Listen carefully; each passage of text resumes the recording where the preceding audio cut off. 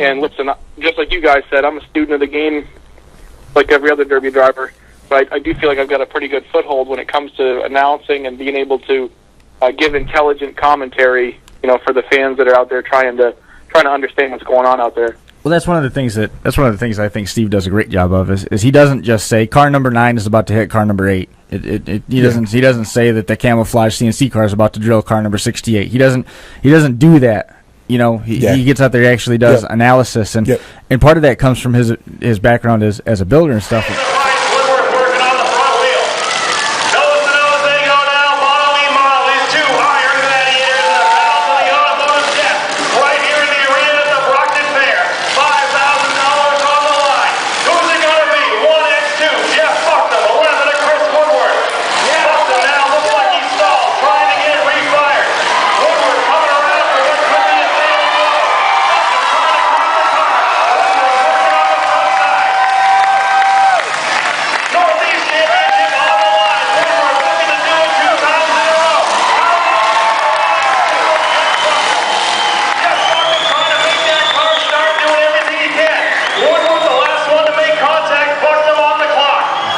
First, Steve, tell us a little bit first the story about how you ended up getting into the announcer's booth by way of a broken throttle. In 2008, I ran at the Vermont State Championships. I was there to defend my state championship title, which I won in 2007. And I basically went out just to have fun for what I was planning to be my last ride. I was working in the finance industry. I was wearing a suit and tie to work every day. And I was starting to think, maybe I should give up this childish Demolition Derby thing and be like an actual responsible adult. And that was crazy talk as far as I'm concerned. But at the time, I didn't know it.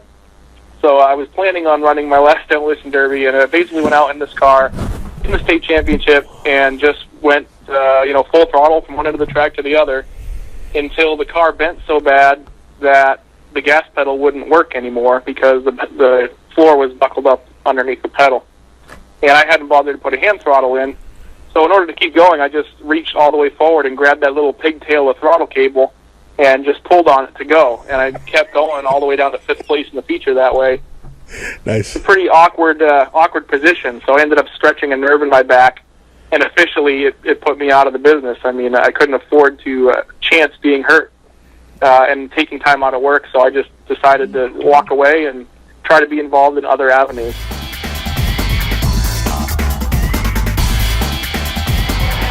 For the final time here in 2013, to wrap up the Brockton Fair, fans, are you ready? I feel like I shouldn't have to ask again, but now it's a habit because I want to hear you get louder. Are you ready? Brockton Fair drivers, let's fire them up!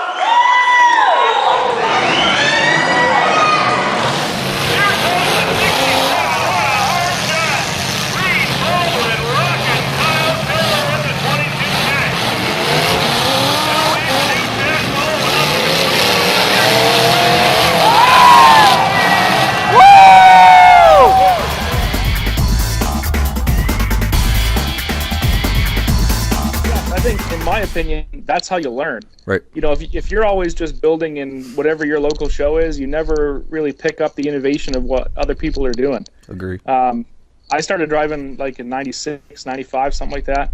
And thankfully, I was lucky enough in my career to be able to travel around and go to different shows. I've been to derbies in 17 different states, 18 different states. And I saw the different ways things are built. And I was able to take those techniques back home and it opens up your eyes. You learn a whole other way of building cars by going to different places like that. So, Steve Siopa on the line here, part of the Siopa family dynasty at Brookville. All 3 Siopas, Mark, Steve, and Todd, Brookville All-Stars. Todd, an All-Star for kind of a strange reason in 2013, won the Limited Weld Showstopper Award and then literally stopped the show when officials had to make a call to toss him off the track. And Siopa's been pretty good-natured about that. Didn't know if maybe Steve wanted to talk about that at all. I'm I'm going to plead the fifth on that one. I don't want to get involved with that one. There's two sides to every story, and I'm in the middle. So. Well, Steve, I just want to know, like, for the last 2 years, I've had dinner in your pit box after the Derby. You guys really put a lot of effort into being hospitable and providing a lot of stuff for the drivers. Just kind of wanted to kind of get your take on, what's the thought process that goes into that, and what does it mean to you guys to spend that kind of money to feed 50, 60, 70 people after a show? It's just Derby drivers in general. All Derby drivers are good-hearted guys. I mean, they'll go out of their way to help you.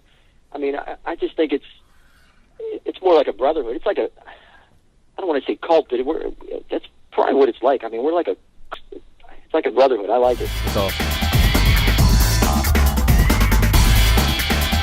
I was just saying to Steve the other day, I was watching the Hartford videos, and I was telling Steve, I was watching My Heat, of course, and I don't know if it's because he mentioned my name 40 times, or but I think Steve is the best announcer there is of derbying. I think he is a fantastic announcer, and I love listening to his videos, and I think you should be the master of ceremonies there. You are very good on a microphone. Thank you. He's going to be the official track announcer at Napa Winter Slam in Garden City, Minnesota. It's awesome. I cannot wait for that. You're very professional, man. I think you bring us up one notch, and I'm glad you're on the show with us because I love hearing what you have to say. But that's going to be an awesome show.